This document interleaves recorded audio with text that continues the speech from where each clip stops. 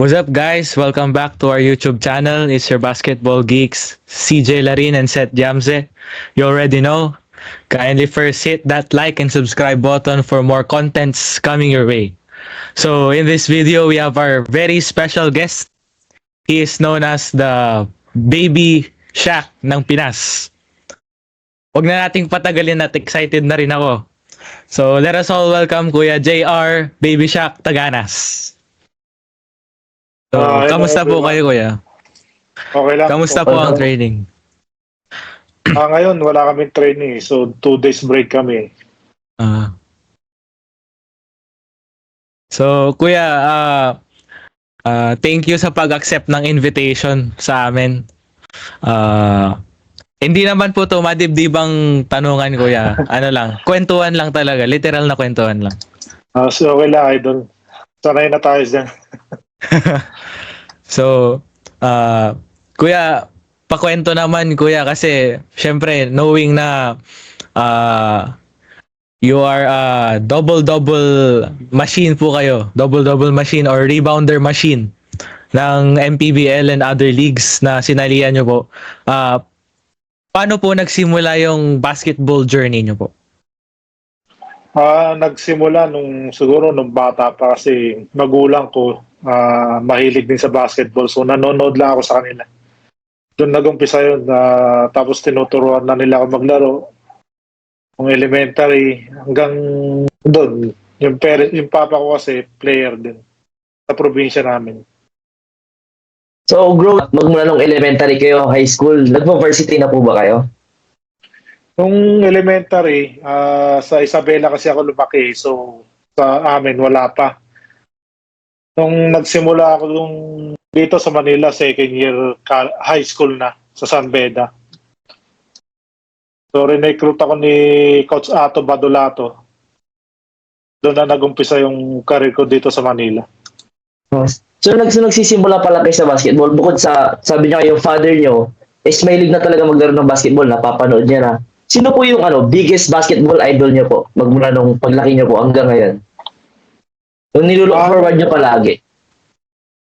Dati nung nanonood pa ako nung bata ako, naalala ko si PBA pa sila, si Berhel Meneses, sila Nelson Asaitono. Yung mga napapanood ko dati. So, siguro doon. Lalo na kay The Bull. Nelson Asaitono.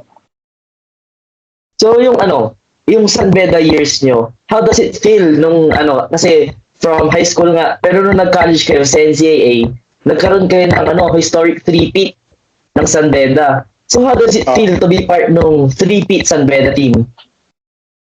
Siyempre, masaya. Kasama sa history eh.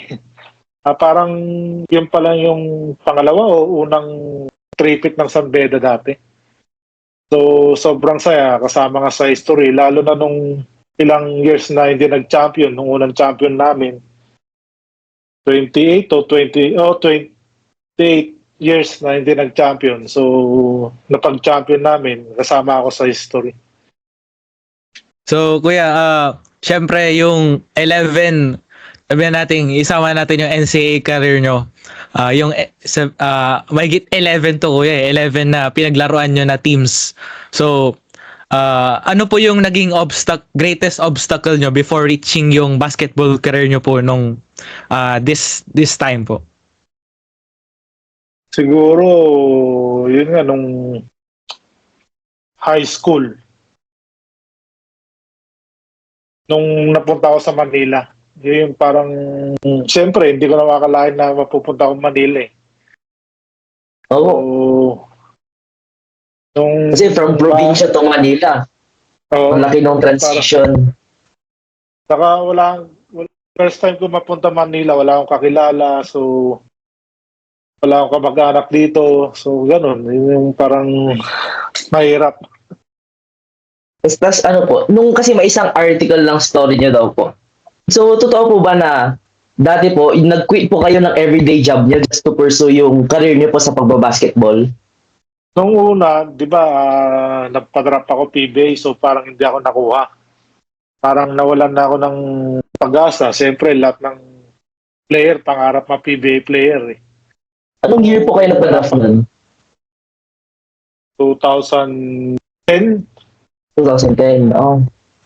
So walang kumuha sa akin. So sabi ko, wala na, hindi, parang nawalan ng pag-asa maglaro, nawalan ng gana. So nagtrabaho ako, 5 years din ako nagtrabaho sa Maynilad. So after 5 years nung nag-decide, anong naging deciding point niyo na gusto kong ituloy yung pagbabasketball ko? Kasi nung sa Maynilad kami, parang may laro-laro din, parang intercompany, MVP Cup. So yung coach namin doon, kasali siya sa D-League, PBA D-League. Tapos, yun nga, sinali ako ulit. Parang nagustuhan ko ulit maglaro. Hindi ko ano yung trabaho ko, naglaro ulit ako ng basketball. So from then on, talagang naglaro na kayo all the way. After 5 years sa work, pagka-quit nyo, talagang diretso na yung pagtutuloy sa Oo, basketball hanggang career nyo. Hanggang ngayon, naglalaro pa rin. Kuya, tanong ko lang din po. Syempre sa position nyo kuya, 6'3" no kuya, 6'3". 6'3". So, did you ever feel intimidated po playing in that position? Siyempre, marami po kayong kalaban na ibang centers po and forwards na siguro yung mga nasa MPBL as of now is around 6'7" or 6'5". Ano po yung ginawa nyong pangkumpiyansa doon kung paano nyo nabibigyan ng confidence yung sarili nyo na kahit ano to, nire-reboundan ko lang to. Parang ganoon po. Siguro nung college, nasanay na rin. Kasi nga, may negro kami noon si Sam Mekwe. Siya yung kabantayan ko dati. So, everyday practice namin, siya lagi kabantayan ko. Parang nasanay na rin. And laki din nun, mga 6'7", 6'8" yun eh. So, pag nung araw-araw, training, tapos kakampi ko din na mga bata pa nun, malalaki na rin. Sasanay na rin. Saka nung high school kami, kalaban na namin si Japet eh. Kuya, how is it playing with Japet Aguilar po nung kinikwento nyo po yun, kuya? Siyempre, masaya. Hindi ko naman nakalain na si Japet ngayon, sobrang sikat na, di ba? Saka si Jason, kakampi ko rin dati sa RPU. Jason Castro, sila Dylan Nababo, yun yung mga kampi ko dati sa RPU. So in connection dun sa pagiging yun nga, pagiging undersized nyo sa center position. So yung may time kayo sa atas sa PBA D-League na you made a double-double with record-breaking 29 rebounds. Tell us the story kung paano nyo naabot yung 29 rebounds.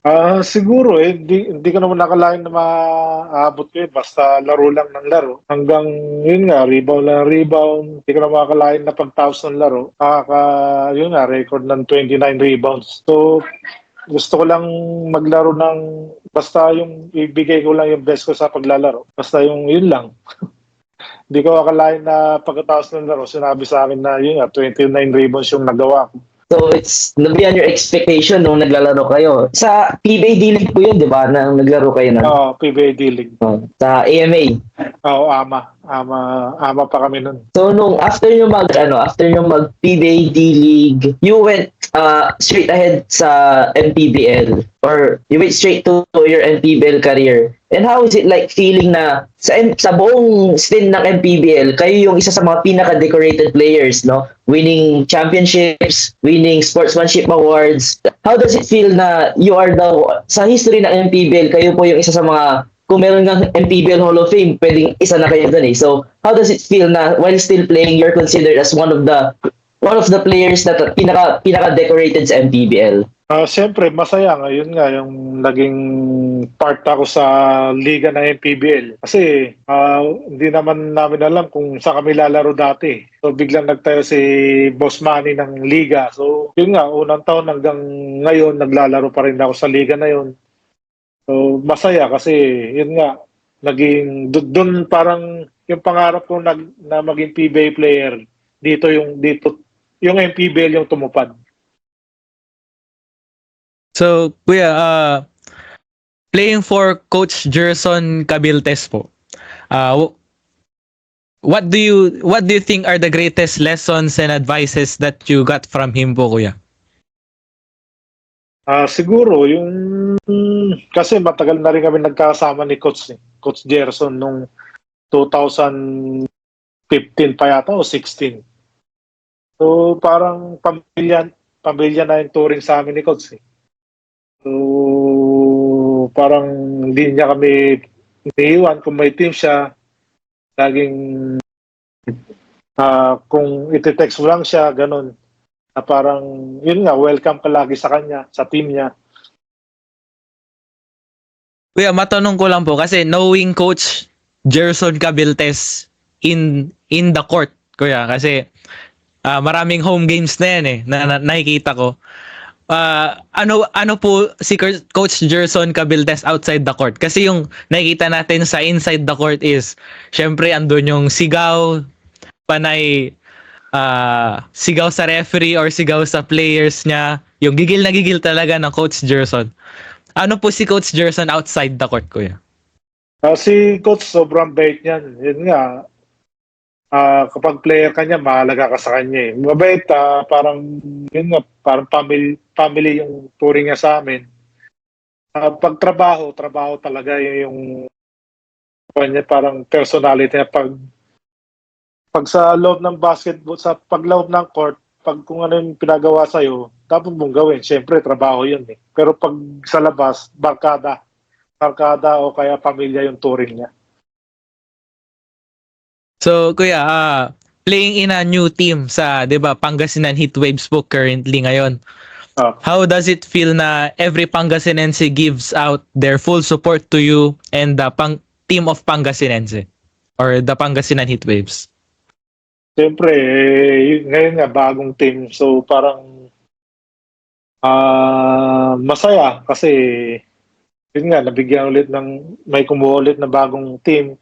So, parang ngayon, bago yung team namin. So, parang nangangapa pa yung, di ba parang nag-gel yung mga player. So, parang, Kumusta naman po yung chemistry niyo sa team? nung una, medyo wala talaga. Kasi nga, parang 1 week bago yung liga, saka nabuo yung team namin eh. So parang nung una, nangangapa. Pero ngayon, parang, yun nga, medyo nagkaka-gel na yung team namin. Kuya, tanong ko lang kasi, syempre, ilan din po kayong nakuha ni Coach Gerson na dating Nueva Ecija Vanguards or Nueva Ecija Rice Vanguards. How's it feel na yung kayo nila Kuya Hesed, sila Kuya Mike Mabulak, ano po yung feeling na nandun pa rin kayo sa career nyo? Yung, kung halimbawa Kuya, ngayon po sa inyo, ano po yung feeling na kasama nyo pa rin sila kahit na nagpalit ng teams? Siyempre, mas maganda yun kasi yun nga, may yung kaming 5, parang may chemistry na agad. Hindi na alam mo na yung bawat laro yung mga yun. Hindi kagaya nung iba na babasahin mo muna. Yung 4 o 5 kaming vanguards na nandun. So parang yun nga, alam mo na yung dalawan nila. Familiar na kayo sa isa't isa. So, kuya, may curious lang pala ako. Saan nanggaling yung moniker nyo na The Baby Shark? Nung high school kami, kasi parang high school kami, sa team namin, 2 yung JR. Kasi JR yung pangalan ko eh. So, 2 kami. So, si Coach Ato, nalilito kung, kunyari, magsasab. So, JR, palitan mo to. So, siyempre, di namin alam kung sino yung JR na tinatawag niyo. So, sabi ni Coach Ato, sakto, sikat na si Shaquille O'Neal. Parang dominante na siya nun si Shaq sa liga. Tapos nag-domina naman kayo sa MPBL, no? Nung high school, dominante na rin namin nun eh. So, yun nga, sabi ni Ato, Shaq na lang itatawag ko sa'yo para hindi tayo maguluhan. So yun, doon nag-umpisa yung pangalan ko, Shaq. So, Kuya, syempre, may mga nakuha po kayong awards na sportsmanship awards. So, syempre, related doon, may mga hindi tayo tinatagong gigil o inis sa court dyan. So, Kuya, okay lang po na hindi nyo sagutin pero mas maganda po na sasagutin nyo. So, Kuya, sino yung pinanggigigilan nyo na player or na team as of now? Or yung matagal na? Siyempre, hindi mo rin maiiwasan kasi na, yun nga, pag tinitira ka ng player, siyempre, mainis ka rin. So, sabi ko na lang, parang wala naman tayong magagawa pag babawian mo eh. Saka pag bumawi ka, baka ikaw pa makita ng referee. So parang tawanan mo na lang. Ganun din naman mangyayari. Pag babawian mo na lang sa panalo. Yun, tama kuya. May last 2 questions pa kami, kuya. So, Sige lang. sa stint nyo sa MPBL, sa pagiging sentro, magbigay kayo ng 3 players na pinakamahirap na sentro na bantayan talaga. Yung as in talagang kay Kevin na pagbabantay nyo tinitiraan pa din kayo. Dati, kasi ngayon hindi ko pa nakakalaban sila Greg eh. Si Greg, sila Sena, last year si Justin Baltasar. Justin. Tapos Justin Baltasar. si Will Macaloni. Will Macaloni. Kasi sa ensayo namin, binabantay ko yun eh. Dati sa siya pero hindi pa kami nagtatapat ngayon eh. Kasi yun nga, si Mabula.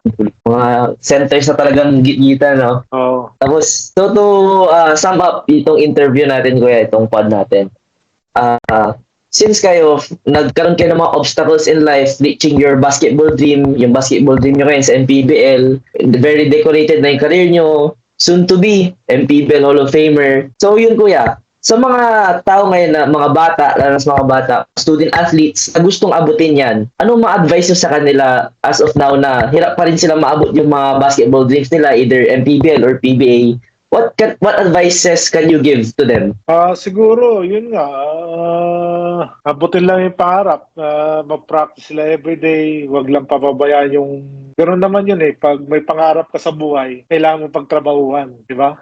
Mag-practice ka araw-araw, makinig sa mga coaches, kung yung mga payo ng mga ibang player, at pag-aaral lang mabuti, yun naman yung importante dun eh. Ang diploma, kasi basketball, ilang taon, yun nga, pag na-injury ka, hindi mo rin alam kung kakabalik ka agad. So, ang importante, mag-aral ka ng maigi. Tapos kung may pangarap mo tuloy sa basketball, yun nga, practice ka everyday, alagaan mo yung katawan mo, yun. So magkaroon ng balance and sa basketball, sa buhay, saka sa pag-aaral. No? Kuya? So, dapat, yun yung pinaka-importante naman dun eh, sa buhay. Yung pag-aaral, saka yung dapat unahin yung pag-aaral para siyempre kailangan mo rin magtapos sa pag-aaral. So, Kuya JR, maraming salamat po sa pagtugon sa aming interview dito ngayon. Salamat din sa yun nga sa pag-invite sa akin kasi yun minsan lang naman 'to eh.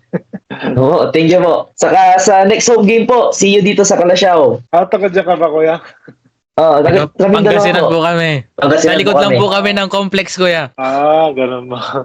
Sige, kuya. See you next home game po. See you po, kuya. 22, diyan kami sa 22 eh. Sige po. Good luck sa Maraming exam, salamat po, kuya. Maraming salamat po.